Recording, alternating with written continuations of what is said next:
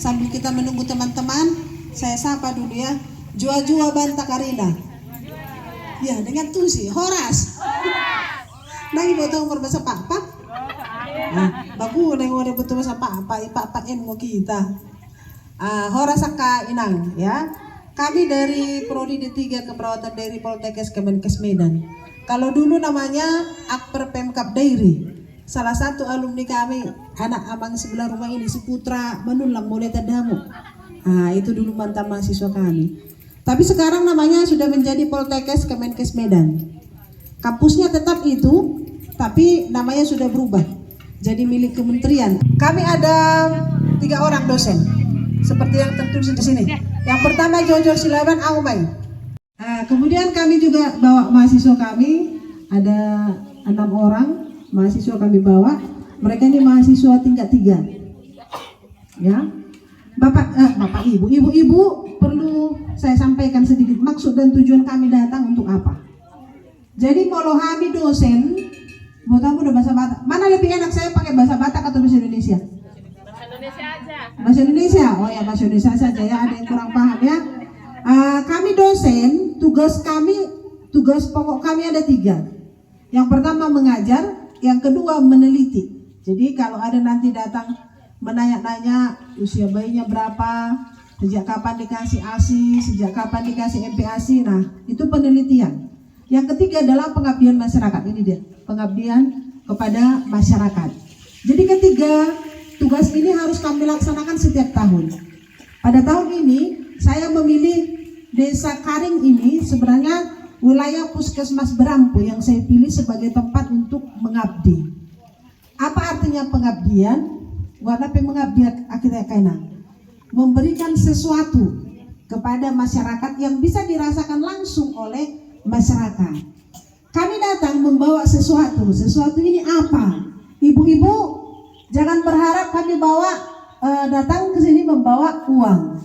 Setiap kita diundang ke suatu tempat, berbuatlah, ahli cerholona, ya. Nah sekarang kami mau mencairkan ilmu pengetahuan kepada ibu-ibu semua. Tolong kita menganggap bahwa ini penting. Mengapa ini penting? Karena ini untuk perbaikan generasi. Saya terangkan sejenak ya. Mengapa saya memilih wilayah Puskesmas Berampu untuk tempat saya mengabdi, khususnya untuk stunting? Karena berdasarkan hasil penelitian mahasiswa kami sebelumnya, ternyata wilayah Puskesmas Berampu cukup banyak anak yang stunting.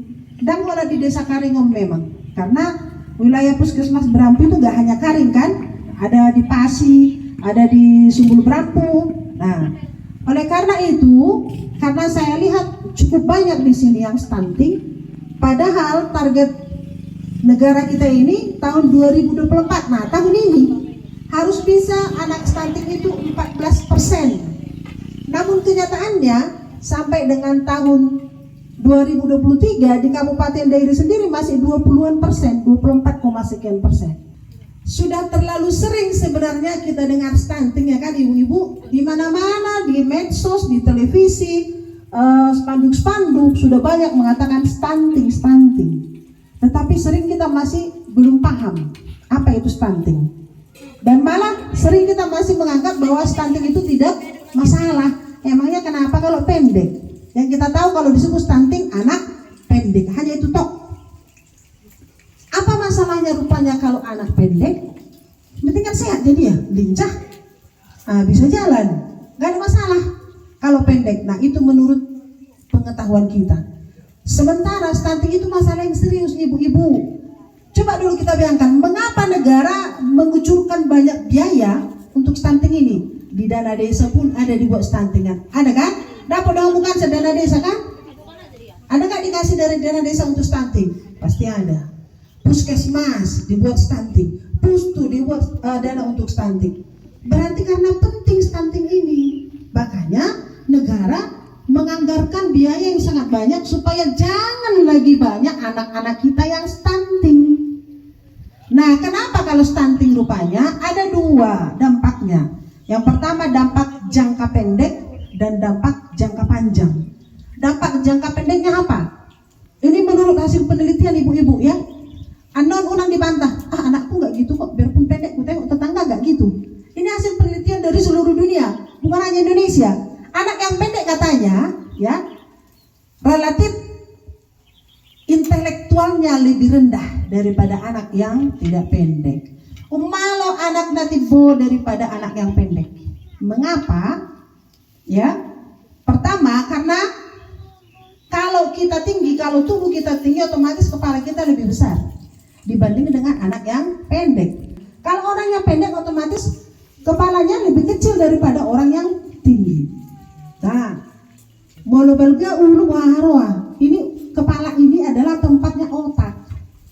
Jadi kalau besar kepalanya, berarti volume atau besar otaknya pun lebih besar daripada anak yang pendek. Kalau lebih besar volume otaknya, maka tempat menyimpan informasi. Jadi otak kita itu seperti komputer. Komputer itu disimpan, semua disimpan. Seperti handphone contohnya. Nah, kalau yang 1 tera disimpan pun di situ TikTok, disimpan di situ Facebook, disimpan game, disimpan segala macam muat. Tetapi kalau yang muatannya kecil, contohnya yang hanya 8 giga, lalu manipan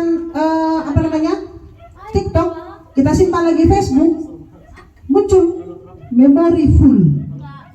Nah, ya kan? Demikian juga dengan otak kita itu. Gak cukup memorinya untuk menampung. Jadi makin besar otak, makin besar kemungkinannya untuk menampung informasi. Yang kedua, apa dampaknya rupanya kalau anak-anak kita pendek? Anak yang pendek lebih rentan, lebih mudah sakit dibanding anak yang tidak pendek. Mengapa? Berhubungan dengan status ketahanan tubuh. Pertahanan tubuhnya lebih rendah kalau anak yang pendek. Nah, Holanda 2 kita ingat, ya, Holanda 2 pasti kita sudah ada niat, jangan sampai anakku pendek. Setelah dia nanti dewasa, setelah dia tua, dia lebih berisiko mengalami penyakit tidak menular namanya. Antara lain penyakit jantung. Yang kedua penyakit DM, ketiga penyakit stroke. Yang tiga ini sering terjadi pada orang-orang yang pendek. Kenapa? Karena gaya hidup kita sekarang kan sudah berubah, sudah jauh berubah dari dulu. Kalau sekarang mulut kita ini mau makan enak terus. Anak-anak sudah banyak yang overweight, sudah banyak yang obesitas, pendek tetapi gemuk. Ini berisiko sekali nanti ketika dia dewasa mengalami jantung, stroke, dan penyakit gula. Maka jangan heran Bapak Ibu sekarang sudah banyak umur 30 tahun meninggal karena serangan jantung. Anak SMA sekarang banyak yang kena sakit gula, ibu-ibu. Anak SMA itu hasil penelitian di Kabupaten Dairi pun banyak, nggak hanya di luar. Anak SMA banyak yang mengalami sakit gula. Kenapa? Karena pendek, karena stunting. Sudah pendek, tambah lagi kebiasaan makan sudah enak, semua mau enak. Ayo makan di resto yang diminum semua gula, boba, jus, milkshake. Selera makan anak-anak muda kan rata-rata ke situ. Apa penyebab stunting yang pertama?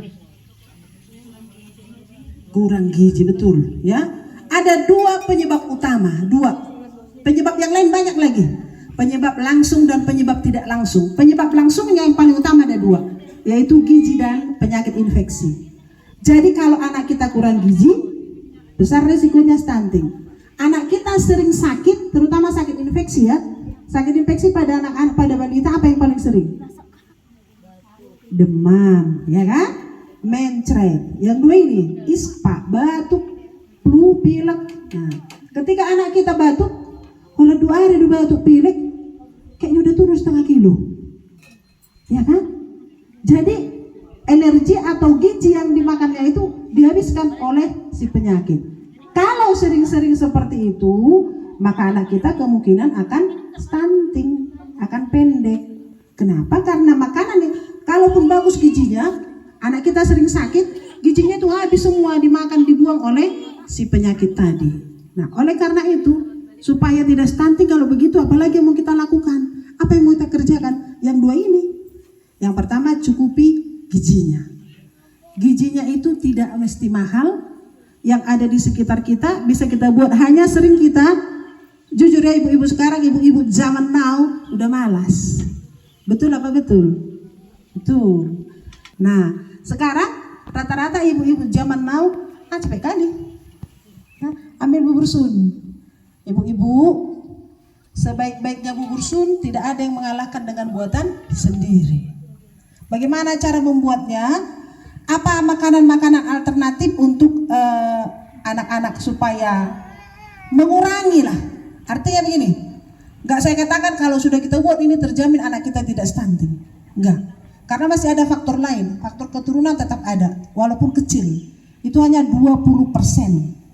Jadi walaupun kita pendek, suami kita pendek, hanya 20% kemungkinannya anak kita pendek. Kalau kita perbaiki gizinya, kita usahakan jangan sakit, terutama yang infeksi ya, apalagi diare. Anak kita satu hari saja diare bisa turun berat badannya setengah kilo.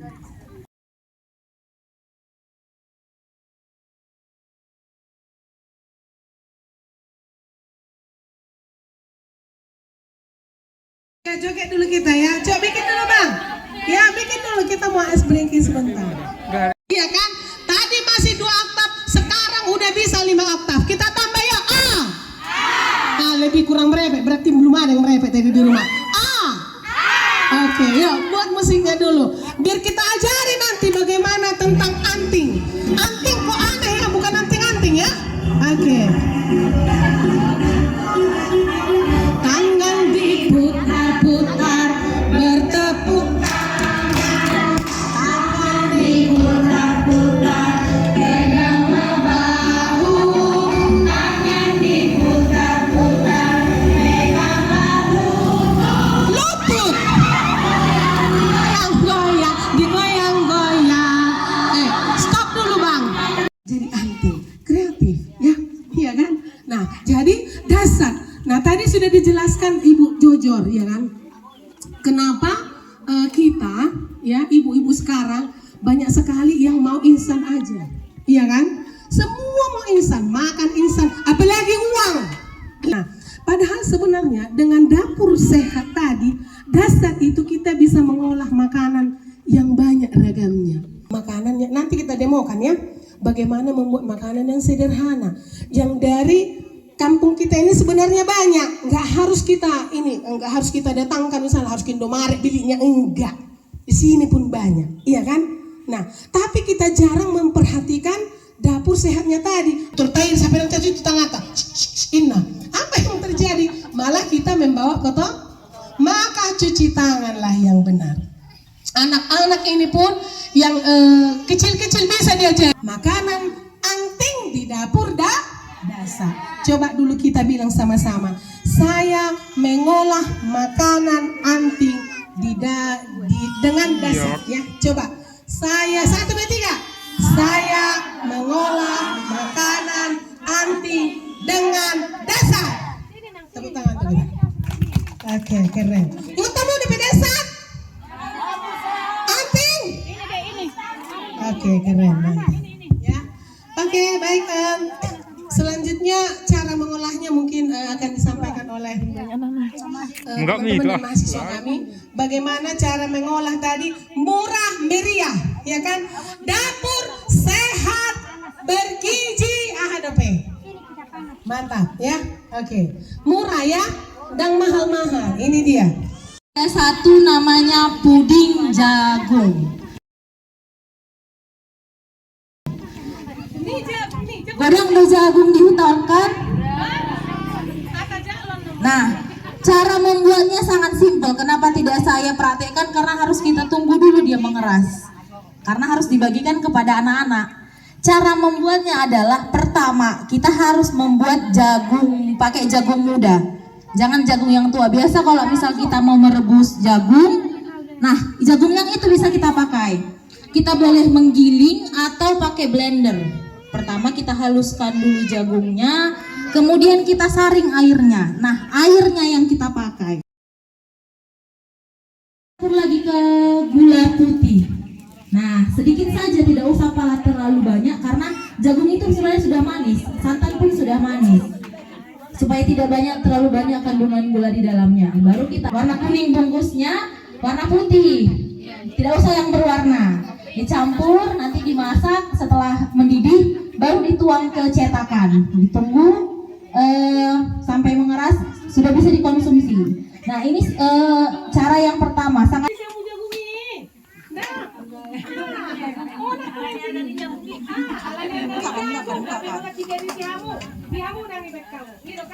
Tadi katanya bikin agar-agar jagung, kayak mana teh bahannya dulu pertama? ya, tadi dijelaskan anak-anak suka yang namanya mie. Nah ini ada olahan yang berbeda dari olahan mie biasa. Biasa kalau misalnya mie, kalau saya sendiri, saya bokom, saya masak pakai kuah. Sekarang dengan cara yang berbeda. Yang pertama mie-nya kita rebus, boleh pakai mie apa aja. Oke, direbus. Setelah direbus sampai matang, dicampur dengan telur. Nah, telur kan tinggi protein. Biasa saya buat perbandingannya 1 mie dibanding 5 telur. Itu udah bisa untuk beberapa anak. Nah, nanti dicampur dengan sedikit tahu. Nah, tahu ini kan tinggi protein dari susu kedelai. Ditambah tahu, baru dihancurkan, diaduk-aduk, ditambah garam. Bisa kita nggak usah pakai micinnya, kita hanya pakai mie, biar anak-anak tidak terbiasa dengan micin.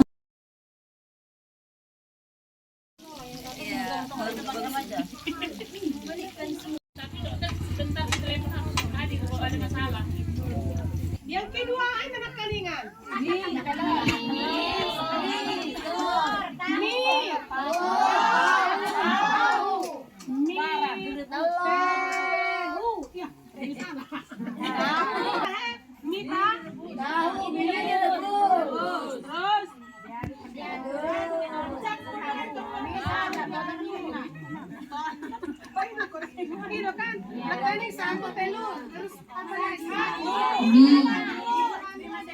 Tahu na piga. Tahu biasa sesuai selera. Telur 5. 1 dibanding 5. Satu kelas 5 mie, 2 tahu boy sa keluarga. Ayo dong. Nanti masih konsentrasi. Itu kan. Oke, makanya cara anak buat tadi kan. Ibu baju. Yes. Udah masak. Telurnya diadu-adu, dikocok dulu ya. Rebelu pisang sebenarnya tidak ada barangnya di sini, tapi akan saya beritahu bahan-bahannya. Yang pertama, bisa tergantung pisangnya boleh apa aja, boleh pisang Ambon, pisang barangan, pisang apapun boleh, kecuali pisang kepok. Tidak bisa pisang kepok ya, karena pisang kepok khusus untuk kolak dan pisang goreng. Cukup 3 biji aja pisangnya 3 biji. Ukurannya Kak, boleh ditunjukkan Kak ukuran pisangnya?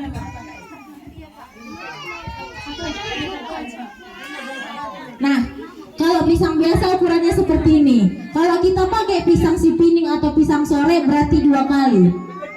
Dibutuhkan pisang ukuran seperti ini 3. Kalau pisang yang kecil berarti 6 dikali 2. Oke, kemudian dihancurkan pakai garpu pun boleh. Dihancurkan. Setelah dihancurkan, kemudian Oh iya Kak, jangan lupa ya kalau kalian menghancurkan kalian gomak-gomak nggak cuci tangan ya. Tadi saya bilang apa? Pengolahan dapur sehat ya. Dicuci tangan ya. Nah, kemudian di tempat yang terpisah, pisah dari pisang tadi, dikocok 3 butir telur, dicampur dengan 12 sendok gula. 12 sendok, 3 butir telur dengan 12 sendok gula, kemudian diaduk sampai agak berbusa dia. Sampai berbusa, kemudian dicampurlah pisang yang sudah dihancurkan tadi, kemudian ditambahkan dengan tepung. Ya. Tepungnya 10 sendok. 10 sendok makan. Ini takarannya sendok saya buat biar lebih gampang. Kemudian dicampurkan dengan soda kue atau baking powder, 1 sendok teh dimasukkan, kemudian dicampur lagi yang terakhir minyak goreng 6 sendok. Nah, kemudian bisa dikukus. Lebih bagus memang dikukus, biar lebih ngembang dia, biar lebih lembut daripada dipanggang. Cukup simpel sebenarnya, cuma 3 pisang, 10 sendok tepung, 12 sendok gula, kemudian telur 3 biji, dan soda kue. Hola ko manahu jauh. Nama bunga-bunga. Ya. Yang bunga-bunga.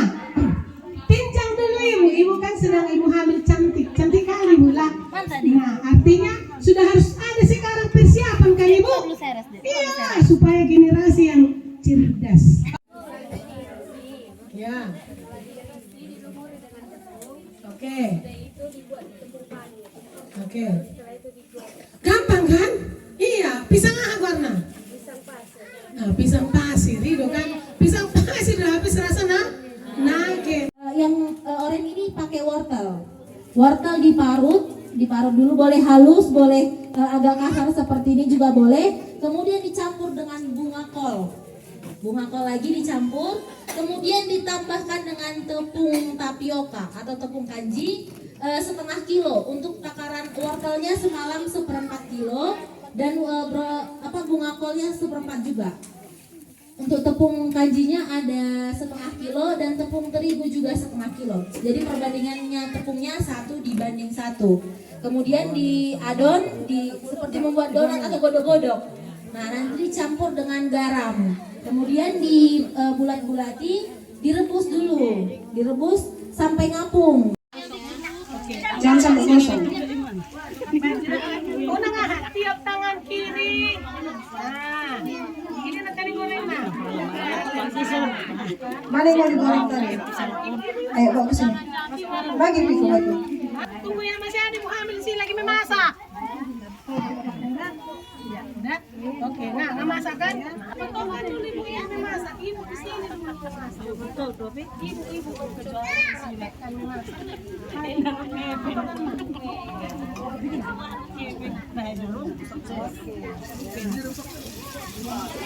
Dua biji bebeknya kan? Oke. Gitu kak. Oke. Ini lanjut lagi. Udah itu deh. Udah deh, ini aja dia. Udah. Oke, udah. Udah.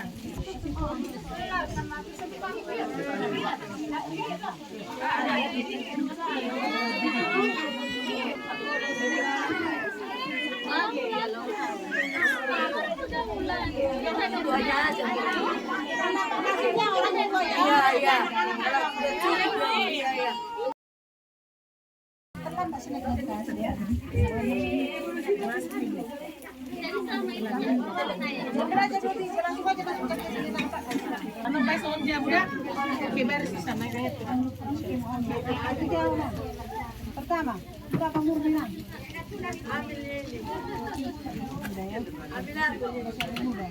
Siap ya.